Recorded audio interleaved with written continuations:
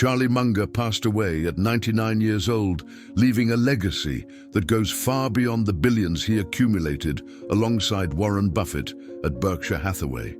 What truly fascinates about Munger's lessons are not just the impressive numbers of his fortune, but the brutal clarity with which he saw human errors, especially those that cost us decades of financial progress. And perhaps no period of life is as critical as the years before 30, when small decisions can turn into snowballs that roll through our entire existence. Munger had a peculiar obsession. He studied failures more avidly than successes. He said that if you want to know where you're going to die, never go there. This inverted approach of thinking about mistakes before solutions reveals something profound about how we build or destroy our financial life. Because the truth is that most people don't fail due to lack of opportunities or not earning enough money. They fail because they repeat the same obvious mistakes that Munger identified and religiously avoided throughout his life. The first devastating mistake that paralyzes young people before 30 is what Munger would call living above your means to impress people you don't even like. It seems obvious when put this way, but look around you. How many people do you know who are financing a lifestyle on credit cards? How many drive cars that cost half their annual salary just because they need to project an image of success? Munger told a story about his early years as a lawyer. While colleagues bought luxurious houses and imported cars to demonstrate they had made it, he lived modestly, reinvesting every penny that was left over. The difference wasn't just the bank balance at the end of the month, it was freedom. While his colleagues were trapped in jobs they hated because they needed to pay the absurd bills they created, Munger had flexibility to make choices based on opportunities, not financial desperation. The problem with living above your means isn't just mathematical, although compound interest working against you is killer. The problem is psychological and strategic. When you commit to high fixed expenses, an expensive apartment, a new car, subscriptions and services that add up to a fortune, you transform into a prisoner of your own income. You can't change careers, you can't invest in yourself, you can't take advantage of opportunities that require initial capital.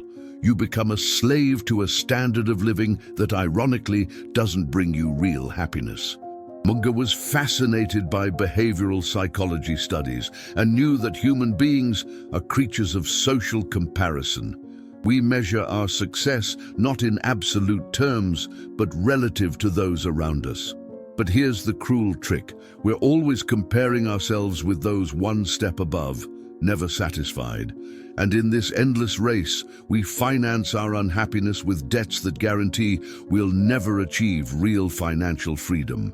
The second deadly mistake that Munger identified was not understanding the devastating power of compound interest working against you.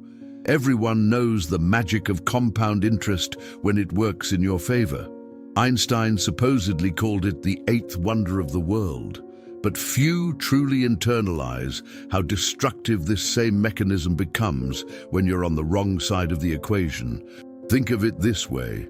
If you have a credit card debt of 10,000 reais with 15% monthly interest, yes, this is the Brazilian standard, and you only pay the minimum, you're not paying a debt of 10,000.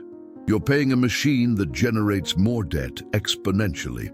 In 1 year, without making any additional purchases, this debt can easily transform into more than 50,000 reais. It's like trying to empty a leaking boat with a cup while water enters through a bathtub-sized hole. Munger was relentless about this. Never, under any circumstances, carry credit card debt or payroll loans with high interest. He said that if you can't buy something in cash, you simply can't buy it, period. This discipline seems restrictive, but it's liberating. Because every real you pay in interest is a real that can never work for you in the future. The trap of your 20s is that time seems infinite. You think I'll pay this off eventually, without calculating the real opportunity cost. Those 500 Rs per month that go to interest on silly debts don't just cost 6,000 Rs per year.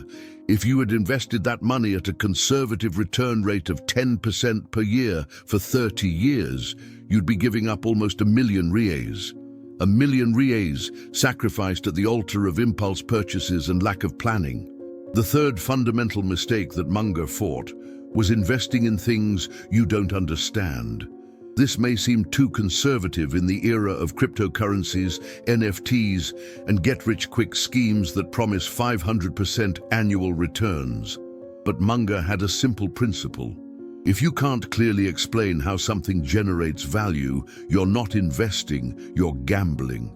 He told of refusing dozens of unmissable opportunities throughout his life simply because he couldn't understand the business model or because the premises required believing in unlikely things. Meanwhile, many of his acquaintances lost fortunes chasing fads and complex schemes that promise shortcuts to wealth. The inconvenient truth is that real wealth is built in a boring way. It's buying good companies and waiting. It's developing skills that the market values. It's saving consistently and letting compound interest do its slow and silent magic. But that doesn't sell. Nobody wants to hear that they need to work hard, live below their means, and be patient for decades. Everyone wants the story of the guy who turned 1,000 Rs into 1,000,000 in 6 months. Munger said that envy was the most foolish of the capital sins because it's not even fun. When you chase get-rich-quick schemes, you're usually being driven by envy of someone who got rich, or at least seems to have gotten rich. You see stories on social media of people who supposedly multiplied their money overnight and think, why not me? But you don't see the thousands who lost everything trying the same thing because losers don't post their failures on Instagram. The investment that Munger always advocated for young people was to invest in yourself. Develop rare and valuable skills, build an impeccable reputation, consistently expand your circle of competence. These are the investments with the highest guaranteed return and that nobody can take away from you. A course that teaches you a valuable skill, a book that transforms your way of thinking, time dedicated to mastering something difficult. These are the assets that generate returns for the rest of your life. The fourth catastrophic mistake that Munger identified was not having an emergency fund before investing in anything else. This seems basic, but it's constantly violated. People put money in stocks, in real estate funds, in cryptocurrencies, while they don't have 3 months of expenses saved for emergencies. The consequence is predictable. When something happens, and something always happens, they're forced to sell investments at the worst possible moment, usually at a loss. Or worse, they resort to expensive loans. Munger always talked about the importance of never being in a position of needing to sell something. Having an emergency reserve isn't just financial prudence, it's investment strategy. Because when you have financial security, you can think long-term.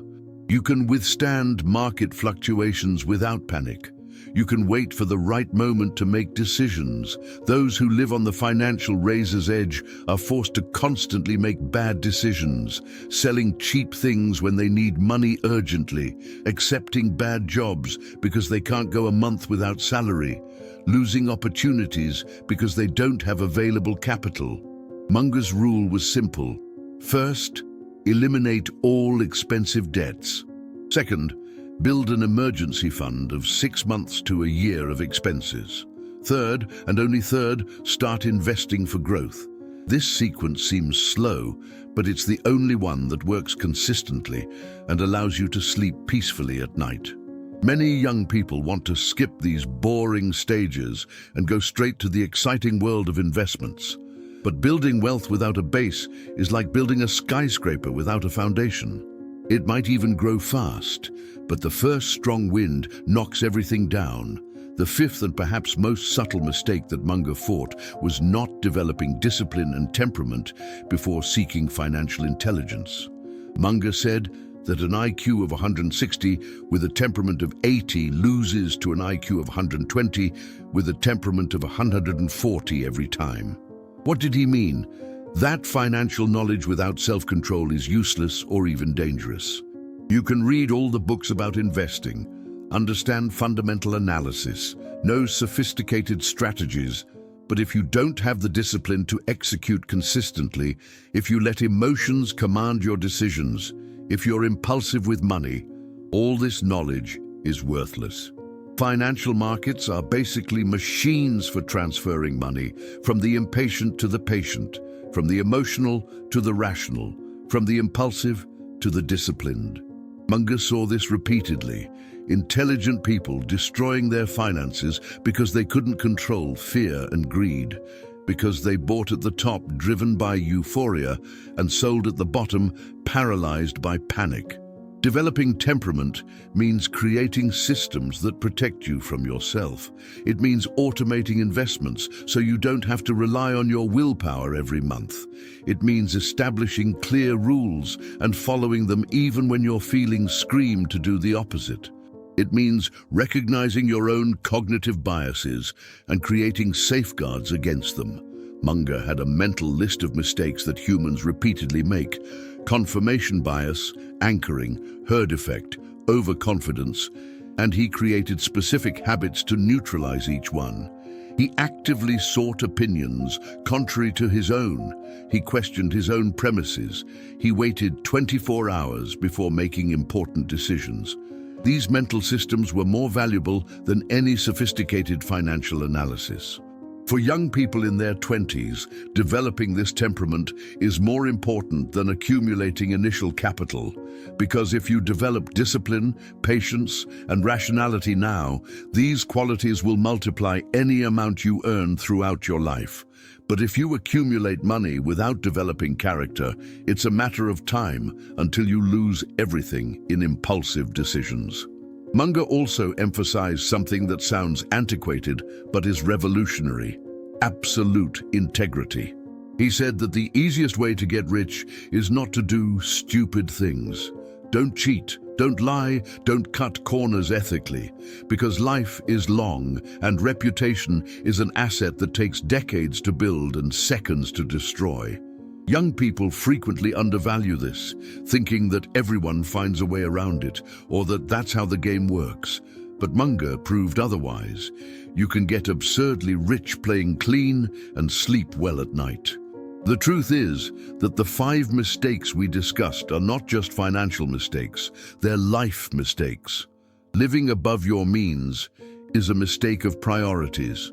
Carrying expensive debts is a mistake of basic mathematics. Investing in things you don't understand is a mistake of humility. Not having emergency reserves is a mistake of planning. Not developing temperament is a mistake of self-knowledge. Charlie Munger built one of the largest fortunes in the world, not because he was the smartest, although he was brilliant, not because he was lucky, although opportunities appeared, but because he consistently avoided doing stupid things. While others chased complicated schemes, he bought good businesses at fair prices and waited. While others went into debt to appear successful, he lived modestly and accumulated capital. While others jumped from fad to fad, he remained faithful to his principles. Munger's deepest lesson for those in their 20s is not about sophisticated investment techniques or secret shortcuts to wealth. It's about avoiding self-sabotage. It's about recognizing that your greatest financial enemy is not the market, not the economy, not the rich getting richer. Your greatest enemy is yourself. Your insecurities that make you spend to impress others, your impatience that makes you seek shortcuts, your lack of discipline that sabotages execution, your ego that prevents you from admitting you don't understand something. If you can avoid these 5 mistakes over the next decades, you won't just build financial wealth. You'll build something more valuable: freedom of choice, the ability to say no to things you don't want to do, The flexibility to pursue opportunities when they appear, the security to take calculated risks, the peace of mind that comes from knowing you're not one emergency away from financial collapse. Charlie Munger died a billionaire, but what he valued most weren't the zeros in his bank account. It was the freedom that money provided, the ability to spend time with people he loved, studying what interested him without needing to answer to anyone. And ironically, this freedom was achieved not by doing extraordinary things, but by avoiding doing stupid things consistently for decades. So before looking for the next trendy investment or revolutionary financial hack, ask yourself, am I avoiding the obvious mistakes? Am I living within my means? Am I free from expensive debts? Am I investing only in what I understand? Do I have a safety net? Am I developing discipline and temperament? If the answer to these questions is yes, you're on the right path. And if it's no, you know exactly where to start working. Because in the end, financial success isn't about doing everything right. It's about avoiding doing everything wrong.